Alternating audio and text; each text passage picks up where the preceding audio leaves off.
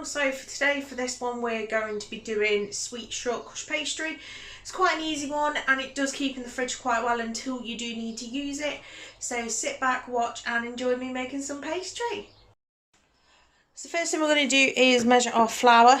So we'll grab our bowl, pop that on, wait for it to come on. If it ever wants to work. So yeah, 300 grams of plain flour. So we'll just get this added into our bowl.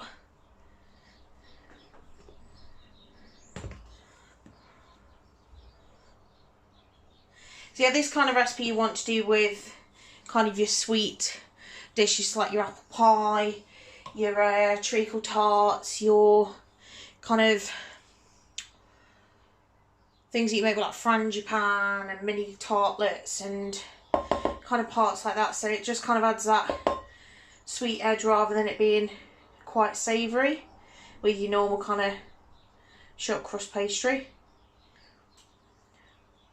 When it wants to hit 300, I will stop. There we go. Next thing you're going to want to do is add in your icing sugar. So you're going to need 100 grams of this.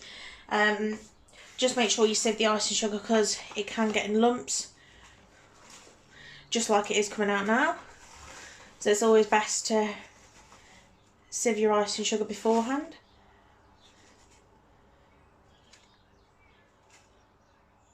Lovely. So then we'll just get that sieved into the bowl with our flour. It's kind of important as well, if you don't have a sieve kind of like this, then it is best to kind of get one, because quite a lot of sweet dishes do require your ingredients to be sieved. So if you can invest in one, they're quite cheap. They're in like a couple of pounds or a couple of US dollars depending where you are on things. But yeah, it's always best to kind of sieve your parts through, and then if you've got lumps you can just kind of either do it with your fingers, providing you've got clean hands of course, or do it with a spoon and just kind of work that through until that's all in there. So the next thing we're going to want to measure out is 150 grams of unsalted butter. So you're going to want this quite cold, because when you work it in with your hands it will obviously melt. So you're going to want it as close to 150 or slightly over, but it's better to be slightly over than slightly not. Let's cut that away, hopefully that equals 7 grams. So I need to shave 2 grams off.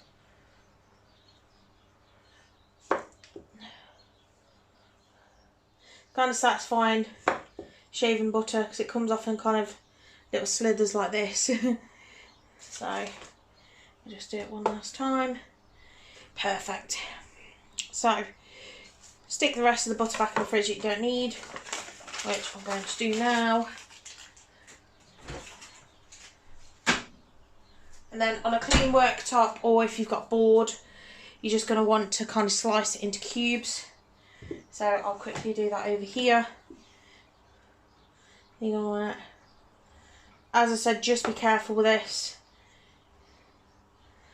If you are a kid doing this, ask an adult to help you, because knives are ridiculously sharp. Ooh. And you're going to kind of want it in kind of that size cubes, probably like half of that to be fair. Yeah, kind of this size, you want it in that kind of size cubes. Then you're going to want to set them aside for a minute. So I'll come back to you guys once this is all cubed and I'll show you what you need to do next. So before we add our butter in, we're going to give the flour and icing sugar a quick mix so it's more kind of incorporated. A lot easier to work the butter through then. Do this with a spoon, spatula, whatever you've got. So until it becomes kind of more uniform-esque. So let's get that mixed through. So that's a lot better. So what we're going to do is we're going to add our lovely little cubes into here. Now, the trick is to keep it off your palms and just work it in with your fingertips. So I'll try as much as I can to show you guys what I mean, but with the camera it's quite difficult, so just bear with me 1 second. So this should help to kind of symbolise. So you're going to want to work kind of as fast as you can, and you want to keep that butter as cold as you can. So you're going to want to press it in with your fingers to kind of work it in like this. That makes sense. So you're going to want to try and avoid it to get on your palms. If it does, it's not too much. It just means it's not going to overwork it, essentially. So you're going to want to get that butter all incorporated until your flour and ice and sugar resembles breadcrumbs. So probably take a few minutes to do this, but as you can see, I'm slowly starting to break the lumps of butter up and get them smaller. And then if you find that you've still got some quite big lumps, give it a shake, and then it'll bring your big lumps to the top. So I'll get this mixed in, and then once I've got to the kind of breadcrumby stage, I'll show you guys what I mean about that, and then hopefully yours look quite similar. So while I'm mixing this, don't mind if the camera moves, it's just my stomach's there. Yeah, I'll tell you guys a story about me actually making this. So I used to make this quite a lot when I was working as a chef. So initially, I did kind of peeling potatoes and things at the pub I used to work at, and I kind of progressed from there. And because I've took an interest, well, I always did have an interest into making kind of sweet things like cakes and biscuits and that kind of jazz. It then became clear to the owner of the pub, who was also the head chef, that he wanted to stick me on puddings because that was quite the money maker. So in terms of this pastry, I used to make this, I don't know, maybe once, twice a week when I used to work. And I used to originally do this a lot differently than what I'm doing. I used to literally just get the butter in, mix it up, kind of whack it in a ball, but it never used to be as nice. So one day I kind of sat there and I was like, how do I improve this? And I genuinely didn't know about this method at this time. So I was like, oh, how about I crumble the butter in kind of like this and add the wet ingredients after, so obviously your egg yolks. So I did this, and yeah, it does take a lot more time than kind of mixing it in as one. If you guys don't have the time, then I don't blame you for kind of mixing it all together and whacking it in. Then it could be the case of you could have parts that don't quite combine, and it can be more fragile as a dough, and it can sometimes break, and it's not that great in terms of what a pastry should be.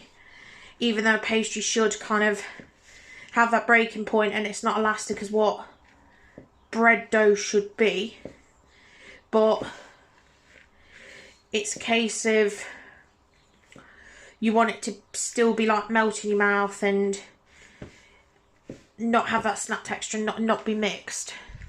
So I'll go back to kind of the story because I'm going off on tangent, but it's kind of the case of you want it to be kind of not fragile but not kind of stretchy, so you want it kind of a balance in the middle. So anyway, I did the butter method as what I'm doing now, and I mixed it the same way as what I've done, what I'm going to do in terms of egg yolks and things, and I left it in the fridge. So it does sometimes turn out quite a runny dough. I'm not gonna lie. So it does need the time to set up in the fridge before you do use it. It's not one of them doughs that you can just whack in a tray and kind of hope for the best, like pre-made dough at a supermarket. But it is great, and it tastes a lot better than what you can get at supermarkets, and it is great. You don't tend to see sweet kind of short crust pastry a lot, so sometimes it is better to make your own. But anyway, sometimes it does turn out quite runny, and you stick it in the fridge once you've wrapped it in quite a few layers of cling film. You leave it for a couple of hours, half an hour minimum, to kind of set up. You can put it in the freezer if you need it quicker, to be fair. And it turns out to be an absolutely amazing dough, and that's kind of the way that I made it after that. Now, it's quite hard to explain to someone who runs a pub why it takes you like half an hour, 40 minutes to make some short crust pastry. Some sweet short crust pastry at that, and the fact that it makes your dessert better and it elevates the dish, it kind of explains it for itself there and then. So that's the way it kind of went, and that's the way that it kind of settled, and it was quite good. And it came out of the fact that most of my job when I used to go in was making desserts for him, and I absolutely loved it. And it was a shame that I did leave the job for something else, and I may explain this down the line, but kind of happy where I am now and showing you guys this recipe so you can follow me and follow my ramblings. So just to kind of give you guys a quick overview that my butter's now worked, and this is kind of the texture you're going to want. So it is breadcrumbs. These are just big chunks of the breadcrumbs, so don't worry, it's not butter. But yeah, that's kind of the consistency you want. So I'm just going to rinse my hands quickly and separate some egg yolks. So this is where your kind of messy, properly messy kind of part begins. So I'm just going to move my drink over just in case I need it. So your 2 egg yolks are in here. What? Oh yeah, butter. I was like, why is the side sticky? And I was like, oh, I used butter, didn't I? So you're going to slowly kind of work your egg yolk in.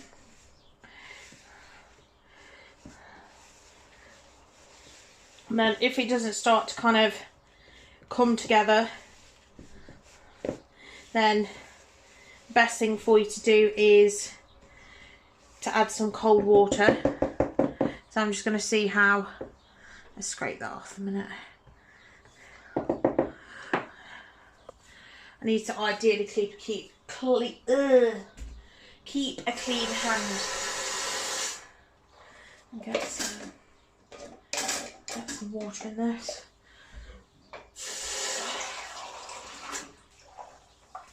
Let's pop that there.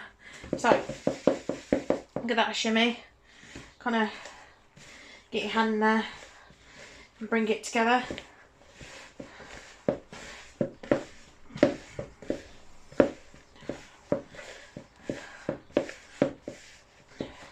So as you can see, it's starting to come together, but if it doesn't completely come together, then the best thing to do is add a bit of water, which I do need, so we'll add just a little splash. We don't need a lot. So as you can see, it's made the dough quite wet now, but it's good because then it can kind of cling all the flour to it.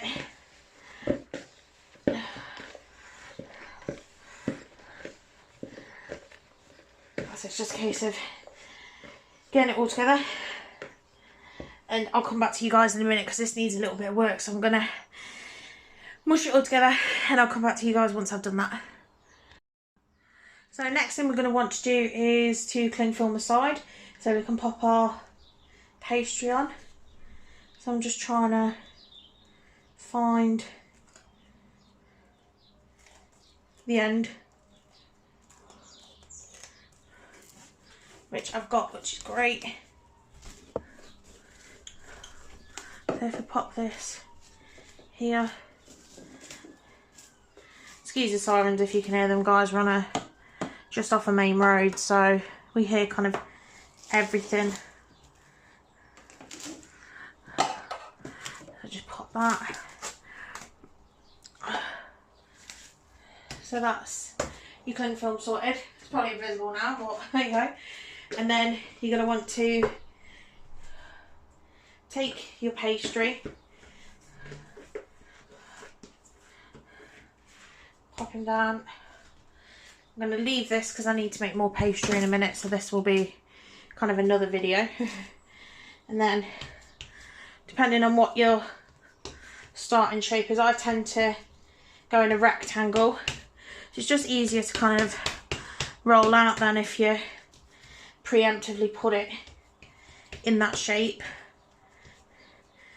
which is there. And then you're going to want to fold that. So if your cling film reaches, that's great. If not, it'll just be a case of you just wrap it over there. And you wrap it over there. And that is your sweet short crust done. So yeah, it's a fairly simple one. I'm not going to sugarcoat it. You just kind of have to follow the method of cream, like working it in with your hands until it's breadcrumbs kind of thing. Otherwise, it just tends to turn into crap, to put it bluntly. But yeah, that's it for that one. If you do intend on using it, as I said, wait at least half an hour, pop it in the fridge, and it will firm up a lot more for you to roll out. Otherwise, I'm going to leave this one here. So give this video a thumbs up, sub if you like my content, me being honest. And yeah, I'll catch in with you guys next time. So see you later.